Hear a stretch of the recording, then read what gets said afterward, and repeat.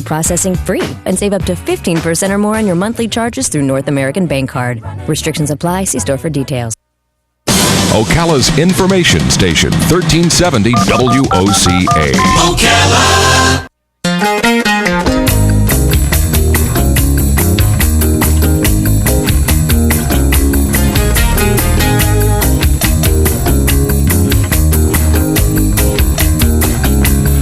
All right, 25 minutes before 10 o'clock. Thank you for tuning in. Robin, about 6 weeks ago or so, you and I were nominated to be candidates. Yeah. We were nominated to be candidates in something called Kiss the Horse. Yep. And Kiss the Horse is a fundraising campaign that benefits the Marion County Literacy Council. And what they do is they take adults who have not learned to read in their lifetime for one reason or another, and they, well, bottom line, simple little task, but not necessarily easy to do. They teach them how to read. And the difference that must make for those people is hard to understand, because if you're like me, and many people are, then, as you are, Robin, then you learned to read when you were a child, and you really can't understand what it must be like to not be able to read. It's almost like came with the territory. I'm born, I know how to read. Yeah, you don't really have that experience of not knowing how to read. However, the adults that we've met who have been illiterate all of their lives, who suddenly at the age of 35, 40, are now learning how to read, and eventually give them a year or two and they're reading pretty well, will tell you that it made a big difference for them. So in some cases, even enabled them to get better jobs. Tony LoRe is on the phone. He's got a very, very similar message that he wants to deliver, and in his case, it's finding the people who are illiterate when they're much younger. Mm-hmm. He is the founder and president of the Youth Mentoring Connection, which is a youth services organization that brings caring adults into the lives of children at risk, or youth at risk, I should say. That would be teens, etc. Keeping your child in school, very important. That's part of his message, the connection between literacy, illiteracy, and juvenile delinquency. I'm sure that he's right about that connection. Tony LoRe. Good morning, Tony. Good morning. Thanks for having me. You're welcome. I heard you tell Robin you're in California, so thank you for getting up early to be with us. Oh, yeah. Thanks for having me on. I'd like to spread this message. Are you in an urban area? Yes. Yeah. We the youth that we work with are primarily South Central Los Angeles. Okay. Although we've spread out and we're all over LA now. But okay. Now this is difficult. In the case of what we're doing down here, the program I was just talking about in the intro. These are adults who made the decision to go do something about their illiteracy. Are the youth that you're working with doing the same thing, or do they get discovered by somebody? Does somebody say, "Oh my gosh, you're 16, you can't read," and then they say, "Let me take you to this program"? How do they come to you? Well, interestingly, now that we've been established, most of the youth that we get come because their friends send them. There's probably every week somebody walks into our office, often my office, and says, "My friend is screwing up. Can you get him in the program?" And they're not necessarily coming specifically to learn to read or to get caught up on their schoolwork. In fact, in most cases, that's not the primary motivation of youth. They need to be engaged in something that gives them a sense of value. So then learning to read, catching up on their schoolwork, doing what they need to do to graduate becomes the end result of engaging them in something and giving them a healthy community to be a part of. Okay, so are they typically in legal trouble of some sort? We run the gamut. In fact, that's part of our secret, is that we don't identify only the bad kids, quote unquote. Right. And because then they get stigmatized. And one of the reasons that kids drop out of school is they lose hope. And so if we say, "Oh, you're screwing up, you're way behind, you need to be in this program," then that's the opposite message that we want to give them. Mm-hmm.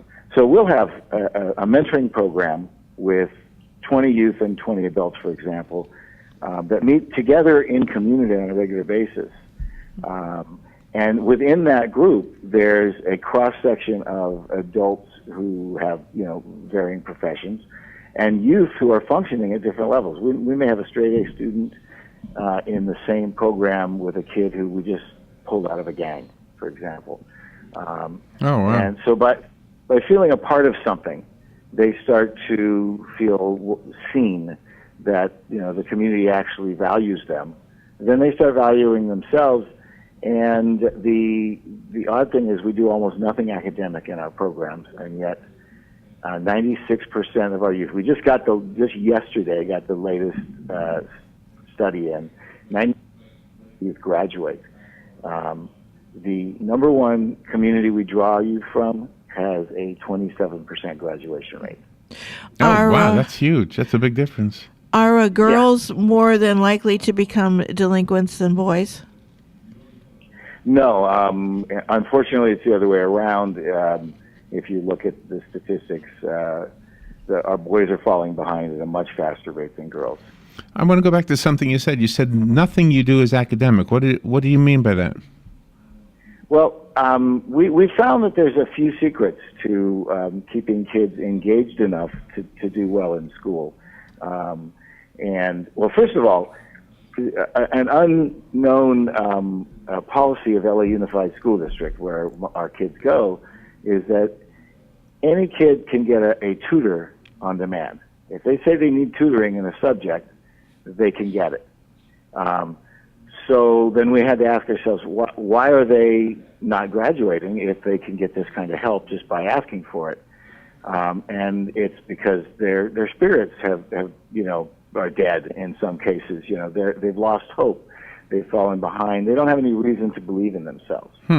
So we give them reason to believe in themselves, and then if you give a kid a mentor who says, you count, and something clicks in that youth's mind that says, if this person thinks I'm important enough to be here for me, then maybe I should start being here for me. And then they go pay attention in school. They get the tutor that they otherwise would not have been interested in getting. So is the academic part of the program, is it part of the program, or are they getting the academic skills elsewhere? Pretty much elsewhere. I mean, if you're going to run an effective mentoring program, you have to have resources. Okay. So once we find out what a youth's needs are, then we can go say, okay, here's how you get a tutor, or here's how you get that help. But the first thing that has to happen is they have to wake up to their own potential. They have to feel that they have a purpose to be in this world. And then when they do, we go find them the resources that they asked for, because they're finally, if interested. It's an amazing thing to be able to do that. To make somebody once again feel like they are worthy and deserve a good life. If they are coming from a home environment where it just keeps feeding into the exact opposite of that, I guess the two questions are, does your work become harder, or does the work you do with them actually become contagious and they actually help the whole family get a little bit more self-confidence and all the good stuff? Does the good stuff wear off on the family, or does the bad stuff, kind of wear down the good stuff you're trying to instill? I guess the answer is yes to both. Really? Yes, it's complex. We've had, now that we've been in operation since 2000, we've had families where 4 or 5 brothers and sisters will come through our program. The first one comes in, and then the parents or often the older sibling says, "Oh, you got to get in," and bring their younger sibling in. So it does translate back to the family. In most cases, the families are interested. They don't know what to do to get their kid more engaged. We get a lot of parents, my kid's going down the wrong path, what do we do with them? So the parents want that help. There are other cases where the family environment is toxic. And in that case, the need for us is even greater. And because we work mostly with teenagers, the idea is that as you get older, you individuate away from your parents. The family becomes less your whole reason for being. Yeah. And the community is supposed to take up that slack, to pick up the youth and become the greater family for the youth. I think that's why you join gangs, because they need belonging in a community that is not giving them other alternatives. Just my own amateur layperson observation is that whenever you have a program that helps youth, there's usually an adult who's very youthful himself or herself. That for some reason that person's been blessed with a very vibrant young spirit, or at least the ability to slip into that young spirit, but yet they're wiser than you might expect. I guess what I'm trying to get at is that you. I mean, are you the guy who the kids look to? Because I don't think they would respond to me that way. Now, maybe when I was younger, I'm 58 now, so I'm guessing they would look at me. I don't know that I would be able to effectively influence a youth unless they were an exceptionally youth themselves. But you know what I mean? How youth usually will respond to somebody only slightly older, but not really much older. It's funny. We have found that while that may be true in some cases, in a majority of cases, the issue isn't who the adult is, but how the adult sees the youth. We have a traditional greeting in our program that it's a word we took from the Zulu language, actually, interestingly. And the word is sawubona. And we start every mentoring session with that greeting. And it means, I see you. And we found that if the adult is their authentic self and is willing to see the youth, then it could be you. We've had mentoring matches where we had a 73-year-old man mentoring a 13-year-old boy. They seemingly had nothing in common, yet that 73-year-old man, turns out he was a surfer for the past 60 years. Oh, wow. And the kid got interested in surfing. And this guy was the crustiest mentor. He did nothing that we advised. He would speak to this kid in like the most incredibly stark terms. Oh, really? And yet, because he kept telling this kid that you matter, because he kept reinforcing everything he saw in the young person, they connected. And that young person went from, get this, he weighed 290 pounds at 12 years old. Oh, wow. Within 2 years of being mentored by this man, he lost 120 pounds. Gosh. Wow. And it was primarily because he started to see that he had value. He had a reason for being, and the mentor kept showing that to him. And he wanted to be a surfer because his mentor was a surfer. The kid had never even... Oh, I see. Well, okay, so the connection actually became part of their connection because of the fact that he was inspired by the mentor, not because, in other words, it wasn't the other way around. He wasn't attracted to that mentor because of the surfing. Right. Wow, that is fascinating. So that's nothing that you could have foreseen. That's got to be almost like an ordained thing, not to try to sound mysterious, right? Yeah. Yes. I'm a little bit mystical about this whole thing. When I do my mentor trainings, I will usually tell the mentors that I have come to believe that this process is divinely inspired. Yeah. Divine is the word I meant. I can tell you stories, over many about the things you would never have foreseen. We had one match, a woman mentoring a young lady who was, kind of flirting in and out of the gang life. And for about a year, and that's one of the other things, it takes patience, the kid kept showing up. They vote with their feet. But the mentor kept telling me, I don't really see a lot, it's okay, but I don't really see her life changing. I don't see anything going on. Really? And then a tragedy happened. This girl was 15 years old, and her mother passed away. Oh, wow. It turns out that the mentor also lost her mother at 15. And that shared wound pulled them together. And all of a sudden, this girl's, ambition was just caught fire, to the point where, and then about another year after that, we have the mentor flying the mentee from LA to Atlanta to visit a college that this kid was interested in. When originally she was either interested in a gang life, or she, the most we could get from her, she wanted to do other girls' hairs and try to make a living at that. And now she wanted to be in college. And it all stemmed from that divine, inspiration that happened when they found out they shared a wound. Isn't it amazing? It's almost like if you say, I want to help somebody, God will say, okay, I'll find somebody for you. Mm-hmm. Yes. Oh, absolutely. I also tell our mentors that, you'll get the kid that needs you. And the other way around happens, too.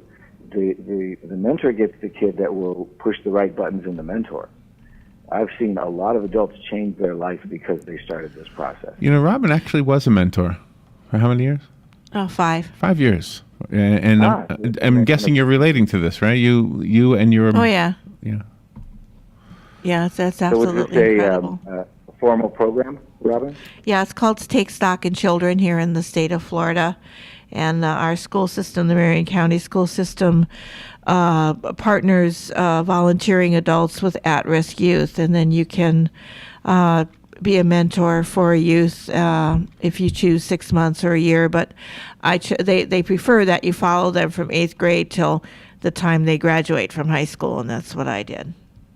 Because that way they have somebody to trust. By the way, this is an at-risk child. You want to know what she's doing now, the child? She's an adult. She's married. She's a deputy with the sheriff's department. Yeah. Oh, fantastic. One of our first mentees is a police officer with LA Police Department. Wow. I got to go to her graduation from the academy and everything. So these young people become part of your life. I mean, this is something, this is not just a job for you. This is you. Oh, yeah.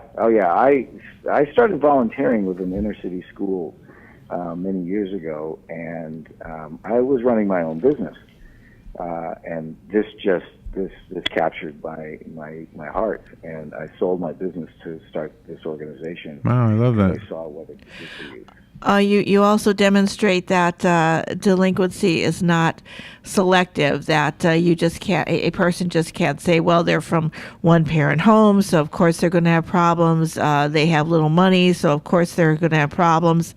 But that's not the case. You demonstrate that they're from stable two-parent homes. You demonstrate that, whether a child has a lot of money or not enough money, they are still affected by this because of the way they view themselves. Yes, absolutely. It goes back to that word, that salbona. If we see them, and what I mean is kids are watched a lot. They get supervision, but what they don't get is adult support. And when a mentor comes into their life and says, "You have value, you have gifts. Let's discover those gifts together." And usually that's not the language that's used, but that's the intention that comes through.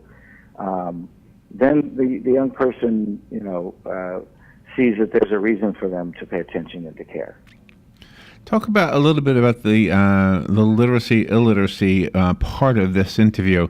That's how I introduced it, and it sounds like as we got deeper into the interview that we were seeing something maybe bigger than that, but at the same time, I'm sure that's still a big part of it. Am I right? Yes, absolutely. The vast majority of youth who end up incarcerated, for example, are functionally illiterate. And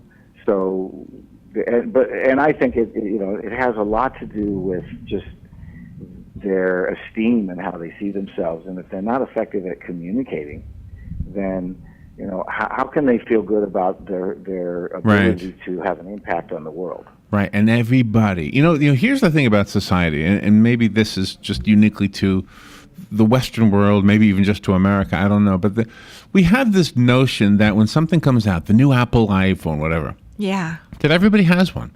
And as adults, we know that that's not true. But sometimes children don't realize that, or youth, they think, I'm the only one that doesn't have one. They don't realize, no, you're not the only one that doesn't have one. There's a lot of kids that don't have one.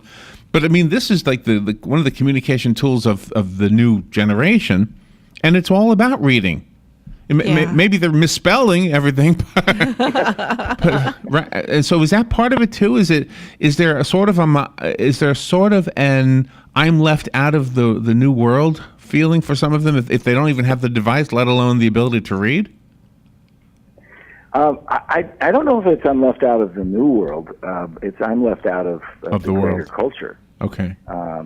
The youth that we work with, when you talk about really at-risk youth, they get messages every day from society that, there's no place for you here. Part of that message may be, you can't get the new device and so on. Although a funny thing happens, our kids end up mentoring their adult mentors sometimes in regard to use of technology. I'm surprised at how many of them do have access. Yeah, it's. I've had a lot of kids have to show me how to use my iPhone.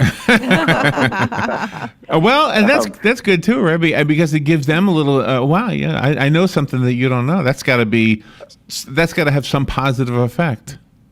Oh, absolutely, yeah. If they know that again, it goes back to feeling that they have a place in the world and they can have an impact. In our mentor trainings, we tell the mentors, whenever you can let your mentee take over and teach you something or make some decisions in the relationship, you're preparing them to feel like they have a place in the world. You also give parents the knowledge that the parents are not being replaced by the person that is being the mentor, and then you also instill in the parents that it's not really their fault that the child, in most cases, is the way they are. Oh yeah. It's the role of the mentor in the youth's life cannot supplant the parent. In fact, we have to be very careful that the mentor doesn't do anything to make the parent feel like they're getting in the way. They're getting in between the parent and the kid. And especially in the cases where the parents are not doing a good job. Because those are the ones who will take the kid out of the program if they discover that the mentor is being used to embarrass the parent. No, it's never intentional, of course.